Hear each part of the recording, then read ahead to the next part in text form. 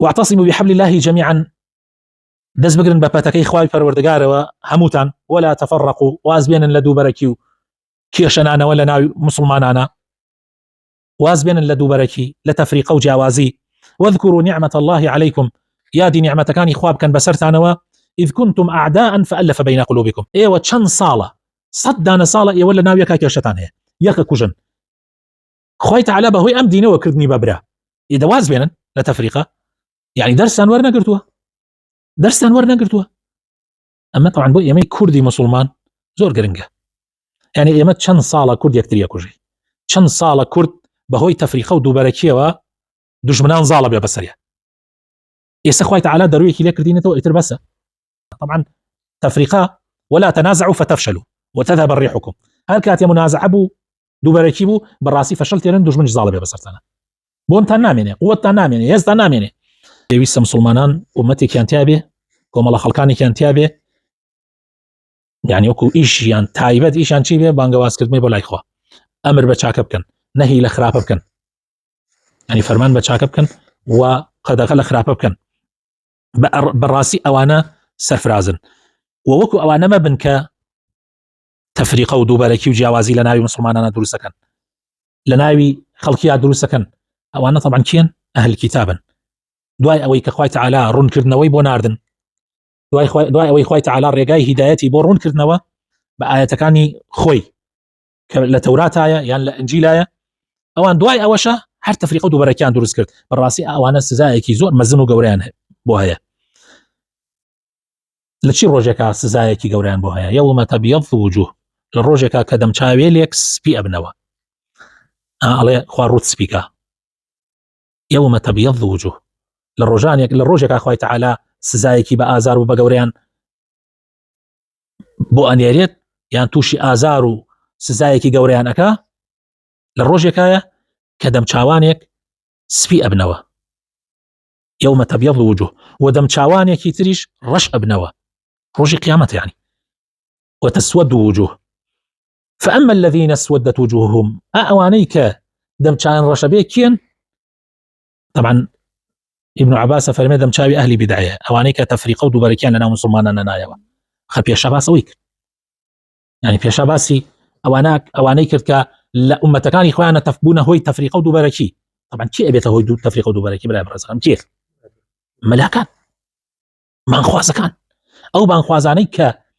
هەست بە مەسئولیت ناکەن هەست بە بەرپرسیارەتی ناکەن ئەوانە ئەبنە مای ئەوەی کەوا ئومەتەکان تەفریقەیان تێبکەوێ ئومەتەکان ئاژاوە و دووبەرەکی و تەفریقەی تێبکەوێ ئەوانە لە ڕۆژێکا کە دەمچاوانێک ڕەش ئەبنەوە و دەمچاوانێکی سپی ئەبنەوە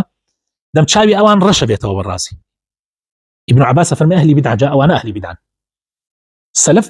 بوانە ئاڵی ئەهلی بدعە کە بوونەتە مای تەفریقەی نێوانی مسلمانان فأما الذين اسودت وجوههم خوای تعالی پیانە فەرمێ ئەکەفەرتم بعد ئیمانیکم دوای ئەوەی خوای تعالی ڕزگاری کردن و ئیمانتان هێناو هاتنە سەر ڕێگای ڕاست جارێکی تر کافر بوونەوە ئەکەفەرتم بعد ئیمانیکم دوای ئەوە جارێکی تر هەڵگەڕانەوە فذوقوا العذاب بما كنتم تكفرون دەی بیچێژن سزای خوای پەروەردگار بەهۆی ئەو بێباوەڕیەتانەوە کە بێباوەڕ بوون وأما الذين بيضت وجوههم بەڵام ئەوانەی کە دەمچاویان سپی ئەبێت و نورانی ئەبێتەوە ئەوانە ففي رحمة الله ئەوانن کەوا ئەهلی سنت و جەماعەتن ئەوانەی کە تەفریقە دروست ناکەن لە نێوانی مسلمانانە ئەو زانا و بانخوازانن کە هەست بە مەسئولیت ئەکەن ئەزانن تەفریقە نەتیجەکەی بەڕێوەکوێ ئەچێ جا مەسئلە زۆر گرنگە زۆر مهمە فأما الذين بيضت وجوههم ففي رحمة الله ئەو کەسانە ئەو زانا و بانخوازانە کە هەست بە بەرپرسیارەتی ئەکەن تەفریقە و دووبەرەکی ناکەن لە نێوانی مسلمانانە بەڕاستی ئەوانە لەژێر ڕەحمەتی خوای پەروەردگارن بەڵام ئەوانی تر سزایەکی زۆر گەورە و بە ئازاریان هەیە چونکە بوونە هۆی تەفریقە و دووبەرەکی لە نێوانی مسلمانانە تلك آيات الله نتلوها عليك بالحق ئەمە ئايات و بەڵگەکانی خوای پەروەردگارن کە ئێمە بەسەر تۆیە دامان بەزاندووە بە حەق و بەڕاستی وما الله يريد ظلما للعالمين هەرگیز خوای تعالی نەویستووە سەم لە کەس بکە إني حرمت الظلم على نفسي وجعلته بينكم محرما خوای تعالی فەرمێ من خۆم زوڵم لەسەر خۆم حرام کردووە بۆیە لەسەر ئێوەش لە بینی ئێوەش حرامم کردووە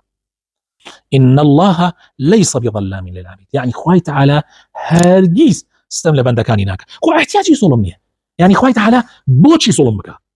ئەو هەموو شتێ بەدەست ئەوە. يعني خوای تعالى چی پێویستی بەوە هەیە زوڵم بکە لە بەندەکانی؟ بەندەکانی خۆیان زوڵم لە خۆیان ئەکەن، خۆیان ستەم لە خۆیان ئەکەن.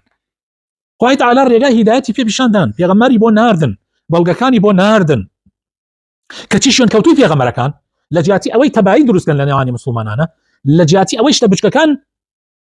نێلن گەورە ببێتەوە و شتە گەورەکان بچووکەنەوە، ئەمان دیان شتە